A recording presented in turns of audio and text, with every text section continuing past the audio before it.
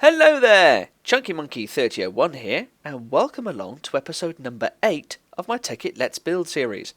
In this episode, I'll finish off the side walls for the hangar bay, and I'll introduce you to a certain little stowaway who teaches me a thing or two about nuclear engineering. How handy! Onwards!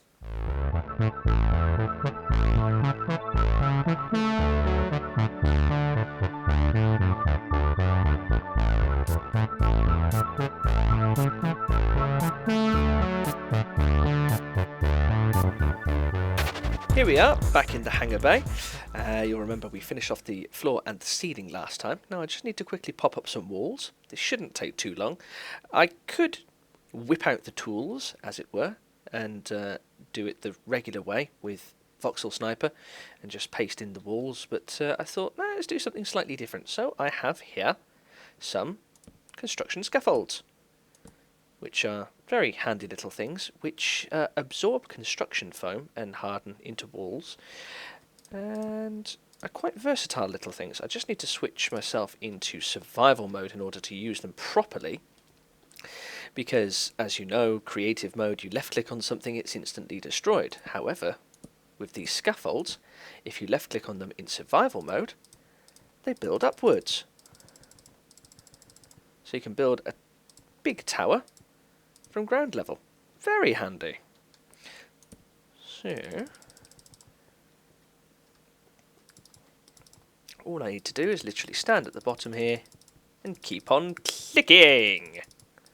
I'm going to have to remove that deck. I don't even know what I put that subdeck there for now.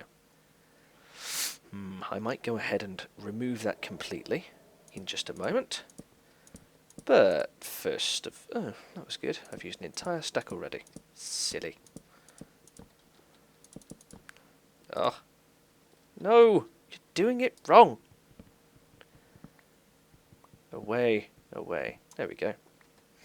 You can tell I'm not used to this, can't you? So... Clicky.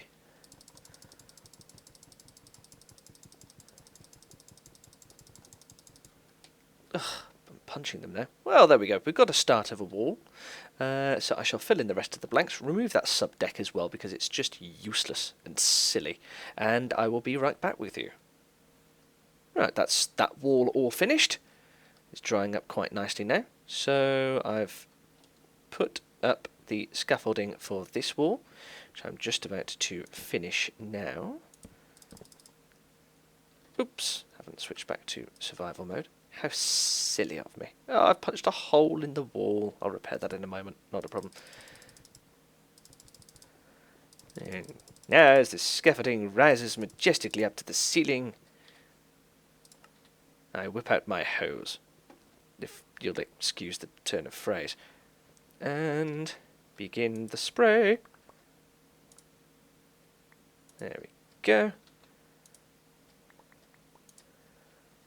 Lovely. Okay, almost there. Last little bit. It's like being chased by those paintings again. All of these frames. Done! Oh, one more. Done! We now have 2 walls. Looks nice. Looks nice. Gives it a bit more of a sense of scale, actually, with walls closing it off, and a nice little lighting effect coming down as well. Fantastic. I'm thinking I'll leave the control room for the time being.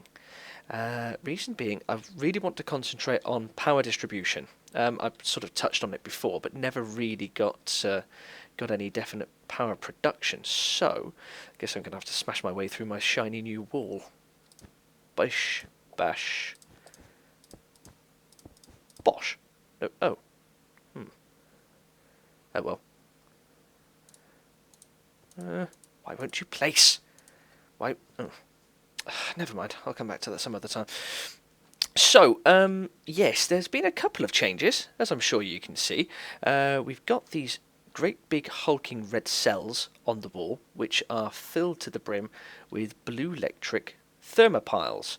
You can just see through these funky access windows here the lava and the water, the thermopiles in the middle, in sort of a staggered zigzag sort of formation, generating electric, and putting them up into these cells in the top. They'll be wired into a few different systems throughout the ship.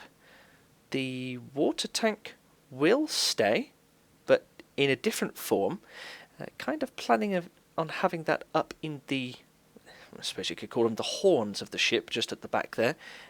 We've done away with the idea of the snow golems. That was a silly plan. And you're going to have a water-cooled system for the reactor and for the engines.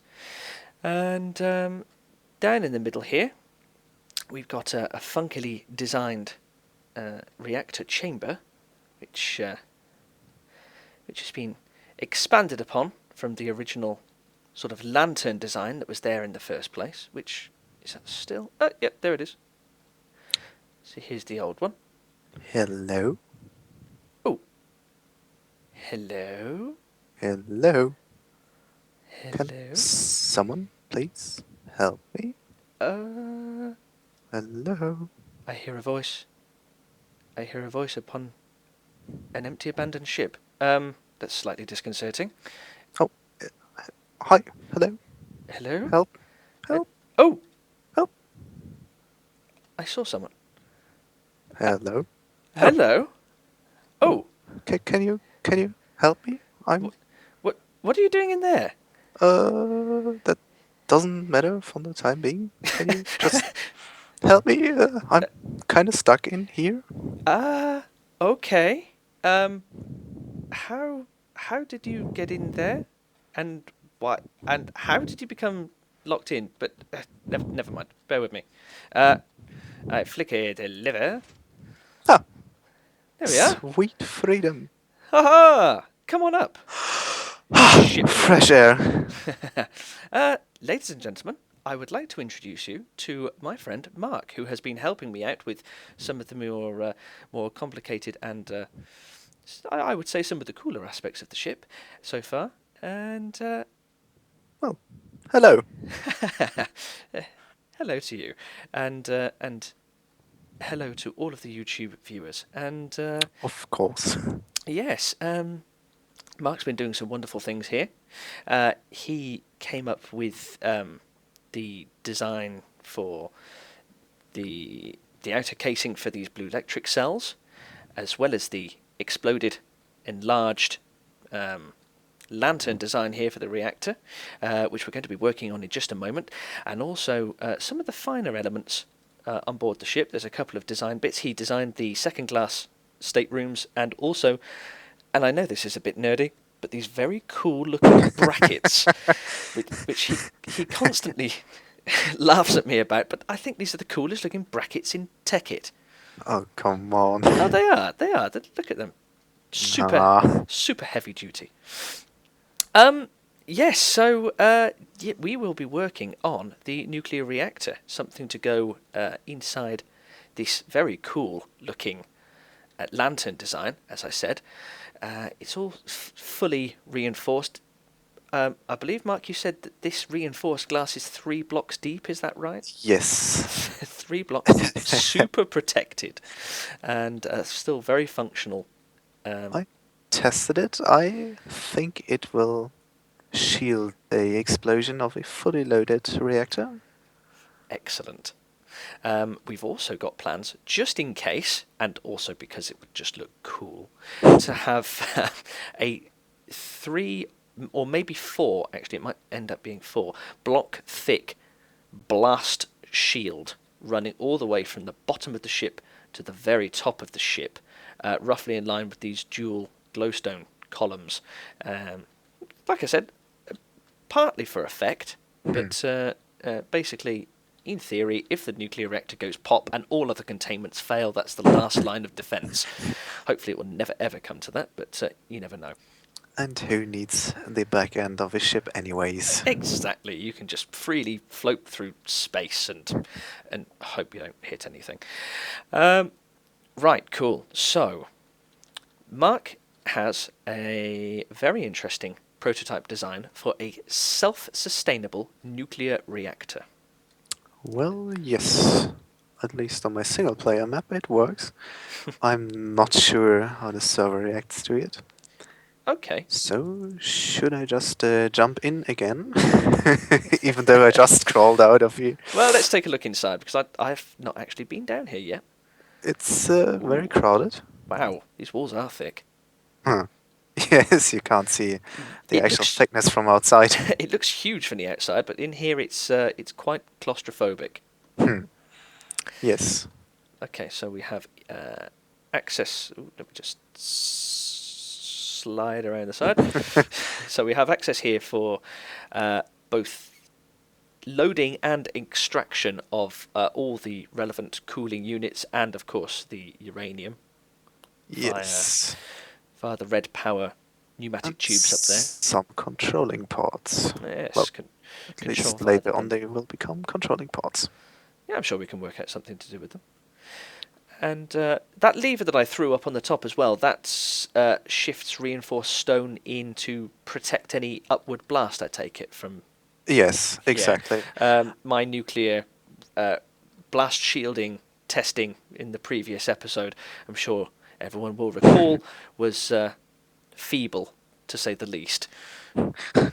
This... If this is the nuclear power lantern, then this here is... I don't know, a pocket light, I don't know. A little I was flashlight. trying to come up with some really witty sort of analogy for that and completely failed, but never mind. Hopefully people will let me off. However, we are still thinking about integrating this design for pumping water in and out. As I Yes. said, we're going to have water tanks up in the rafters up there, up in the horns, which will pump water to the engines here and also to the nuclear reactor. Now, as the nuclear reactor is going to be self-sustained with ice, and as the as yet unrevealed engines don't actually require any cooling anyway, it's going to be purely for effect, but hey, it'll be a cool effect. Maybe it looks cool at the end. Okay, so let's start getting this reactor together. Mark, you appear to be down a hole. Are you okay down there? Ah, Yes, I was just preparing hello. some space. Well, this bit down here will be where our power is coming off once it's produced. Okay, Let's doke. see. So that's going. So the power will come out through these glass fiber cables on the sides of the chamber. Oh, there you are. Yes. Ah, yes. Ah, I didn't realise there was an entrance down here. Yes, you need some way to get down here. Okie doke. Well, let's get started on building this reactor, I'd say. There we Ah, are. haha. Hello. Would you like me to go back down underneath and connect the bottom end with glass fiber cables? Yes, actually, where there are currently glass fiber cables coming into the lantern, the bits will be replaced with MFSUs. So we will have 4 storage units Ah, down there and maybe some more storage units around this little reactor. okay. So that is now connected to the bottom. Yes. And I shall jump. And So, now this is our reactor, at least the very basic of it. We need some sort of cooling. So, as you've already given away, we are going to use ice cubes because they, at least I think, have the most efficient cooling effect. they do And indeed. We are using ice, which was my original thinking. However, we're not going to be obtaining ice from snow golems because, as I mentioned before, that's just stupid. Mark has introduced me to a much better method, much more well, efficient. it is not stupid. It might be the more how should I say it? The more non-cheaty way to do it, because I still have the slight feeling that the equivalent exchange is a little bit of cheating because you're just producing matter from thin air. No, it was pointed out before that it's not cheating. If Star Trek can get away with it with replicators, then so can we. That makes sense. So I place down a filter which will pump out everything that's not needed Okay. inside of our reactor chamber, like for example depleted uranium cells, if we want to refill the system. And now I will add something that's called a restriction tube. I'm not sure Ah. if you know how these the pneumatic tubes calculate where the item is sent to when you feed it into the system. Is it to do with... this isn't the usual colour coding No, sort of method. no. This is a special tube. You see, the redstone. No, not redstone. The red power tubes calculate their target by just seeking for the nearest free space they can find in the system. The So shortest possible route. the shortest possible route, exactly. And this restriction tube just acts like a very, very, very long tube. So usually, if there's Ah. free space inside of our reactor, nothing will get sent through this restriction tube. But as soon as we fill up our reactor with ice and there's no more room, then the ice will get pumped out of this side, Ah. I'm with you. and we pump it inside of an incinerator, and we also connect the outlet of our reactor to this incinerator. So whilst the reactor is full and no more ice can get filled into it, the stream of ice Won't clog up the pipe. won't clog up the pipe, but it will Head straight to the incinerator. exactly it will Ah. head straight Genius. into the incinerator. And also, if we want to clear out our reactor, if we want to flush it, the content will get incinerated as well immediately, so we don't have to worry about About removing it from the chamber and storing it somewhere. or having items flying around everywhere here. So, what's the next task? The next thing we are going to do is actually get our little data feed down here. Oh, okay. And run a red... Oh. Ah, is that linked? That's actually linked straight into the... No, I placed down a piece of bundle cable. It's a little bit of difficulty Ah. here, because you actually have to hold shift while I know what trying you to mean. place blocks. Okay, so that's the jacketed bundled cable, which has gone down to and is connected to an actual bundled cable piece on top of that reactor chamber there. Yes, you will see this in a second when I add another piece of bundled cable. There It we will go. just connect. So, first thing we are going to do is just connect our little flushy filter to our data feed. I just realized this is turned the wrong way around. Ah, yeah, I've just noticed that myself. Uh, Do you want me let to me. flip it? I'll flip it around for you. It's not a Ah, problem. great. I might as well make myself useful. Oh, you are useful. Okay, so using a screwdriver, just rotate it around a few times. It's facing up, it's facing down. There we go. No, that's it. So the grabby side is now faced into the reactor chamber. I'm currently trying to figure out how to get the on-off data connection connected to a little reactor thingy. Let me see. Now I'm stuck on the ladder. Well, could you've got this little tail of... oh, that works. Yes, we need another branch of a bundle cable down here, because there is another cool feature I wanted to show you, which is, if I can find it, a thermal monitor, Of course. which, at least in theory, will make this very safe. Completely safe. Well, I'm not sure if it's completely safe, not with all the lag the server is producing. Yeah, that is an issue. But it sure adds some safety. Connect this down here, and you quickly let me pass here. Oh, I do apologise. I will just feed back the signal There we to the go. reactor. So now, if we just set this to, I don't know if you can see it. I can indeed. Oh, that's great.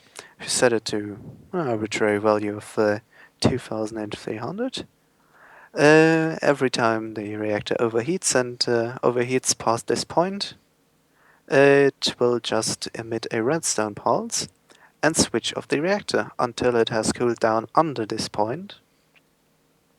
The redstone signal vanishes. The reactor starts working again, and so Okay. So, and you want the temperature sensor reading also through the red wire to go into the bundled cable to go out to another system, I take it? yes, there will be a computer system reading all these data connections. And for example, we will have different error states that will be displayed, so we can trace bugs in our system. So, let's say this last keep, this thermal monitor, which hopefully we never have to use this, but in case everything else fails and this thing emits a redstone pulse, then we could just display. The fact that that thermal monitor has activated the Yes, could failsafe. just read out the red insulated wire and just print out a message. Critical Excellent. meltdown temperature reached. Evacuate immediately. Something like this. Excellent. Now I think this is everything we need down here for the moment. Fantastic. We have ourselves a nuclear reactor shell. So, what's next? What's next? What's next? We need the cooling system, Okay. which will consist of a EMC farm, which is As displayed over here. okay. So This using the same system as the redstone powder that we've got yes, here. you introduced the system, did you? I introduced this system to the ship, but you introduced the system to me. Ah, I can't take the credit for well, that one. yeah. Okay, so we need one of those over here to produce ice, and then we just control the flow of ice into our chamber. Okay. Will one flower EMC flower be enough, or will we need a Yes, few? ice has a very low EMC value, so we don't need that much EMC to produce a lot of ice. Okay. Most of the produced ice is back up anyways if something very critical happens. Hmm. Okay. So if we only need one, it would make sense to put it centrally. We Hmm. could. No, it'd be too much of a squeeze to put it between the lantern and the. I like the name the lantern, by the way. It's quite Yes, cool. Um, sounds good. between the power lantern and the bulkhead that's going to go in there. So it's going to be Mhm. between the lantern and the back of the ship, isn't it? So I suppose really the next thing to do is to get rid of this monstrosity here. This Oh, this old, decrepit, yes, I think we. inadequate lantern that I foolishly cobbled together. Oh, hello. Ah, Well, I think this has to leave. it spawned something greater next to it, Yes, but it's outstayed its welcome. So it actually inspired me. You can see there are some parts just taken from your design and put somewhere in this lantern design. yeah, it's like the new lantern's little brother. Yes, that's how I'd view it. Oh. I would normally just whip out the arrow and replace everything with air, but I'm a bit worried about that water going everywhere. So I'm Yes, thinking I'll that's just a good point. I'm thinking just fill the chamber with sand to remove all of the water and go from there. Very technical approach. I thought so. Oh! Steady. No, Oh. you did not see anything. Uh. Well. Oh well. It's a nice water feature. We wanted to have a garden.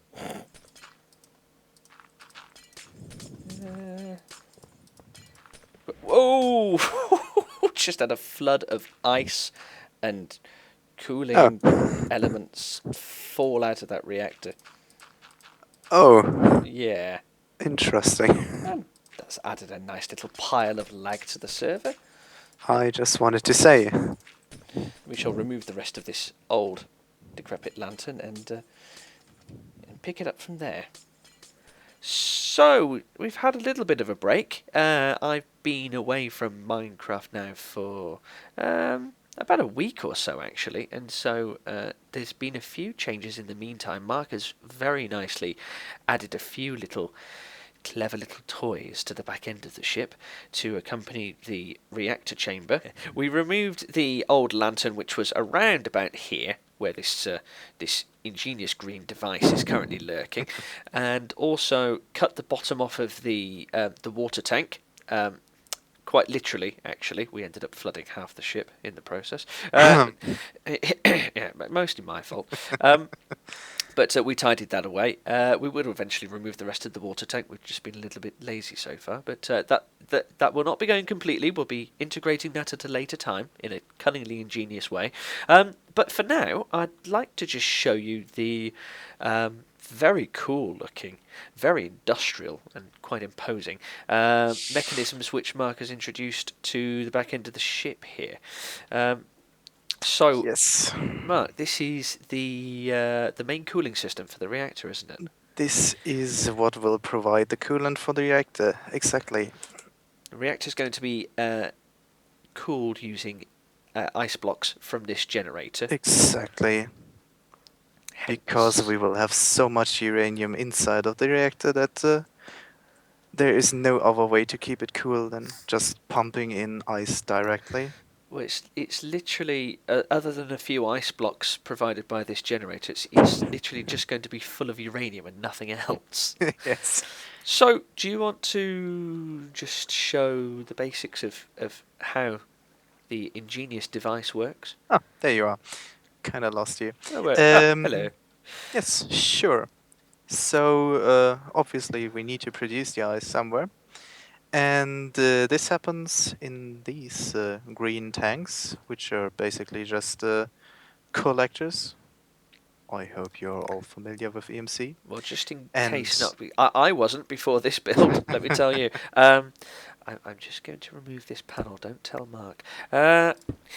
Do continue. Well, yes, of course. I'll put everything back. Don't worry. Little things are called collectors, and they are very ingenious because they produce matter from, let's say, sunlight or nothing, if you so want. So we are producing EMC. This stuff is just called EMC. It's just a value you measure the energy in, and we feed it into a collector, which is under this panel here.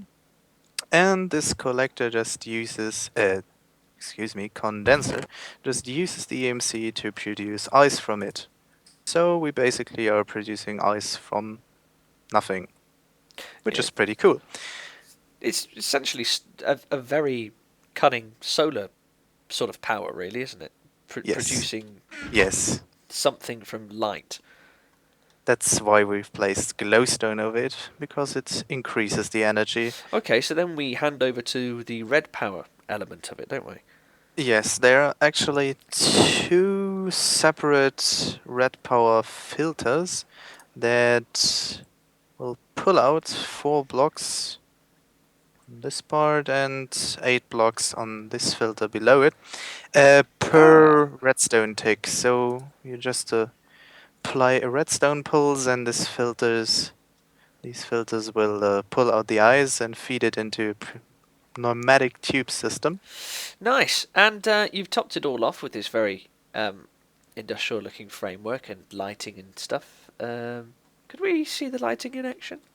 Yes, sure. I might smash a couple of blocks of glowstone in the meantime, just because I can. Grr. Stay a little in the way of showing the lighting system. Then I will mosey on under here and start Yay! feeding redstone into the MFSUs. Okay, guys, so I think we're going to wrap the episode up there. There have been a couple more developments. We now have an ominous-looking black wall, as well as an upper level, complete with a glass chamber. Suspicious looking, but we'll cover those in the next episode. Thank you very much for watching another episode of my inane drivel. It's always a pleasure making these, and I shall see you the next time. If you'd like to leave a like, or you care to leave a comment, please do so through the regular channels. And in the next episode, we'll work on finishing off a few of the elements here, get some of the uranium cell production underway, and also tell you a bit more about the new constructions which have popped up. And I shall see you then. I have been, and with any luck, will continue to be Chunky Monkey 3001. And goodbye.